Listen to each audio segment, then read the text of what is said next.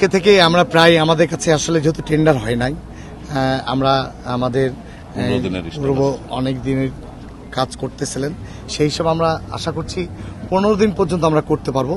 এর মাঝেই আবার আমরা ইনশাল্লাহ মশার জন্য টেন্ডার করে এটি যেন চলমান প্রক্রিয়া থাকে সেটি আমি উদ্যোগ গ্রহণ করব। এবং আমাদের এখানে পরিষ্কার পরিচ্ছন্ন যেটি রয়েছে আপনারা বলে দেখেছেন যে বর্ষা মৌসুম কিছুদিন পরে আসবে, আমাদের ইচ্ছা আছে যেন আমরা এটি সুন্দরভাবে ড্রেনগুলো বিশেষ করে পরিষ্কার করে সেটি যেন জলাবদ্ধতা কোনো ওয়ার্ডে না থাকে সেটি আমি পরিকল্পনা হাতে নিয়েছি। ইনশাল্লাহ আপনারা দোয়া করবেন বাস্তবায়ন যেন আমরা করতে পারি।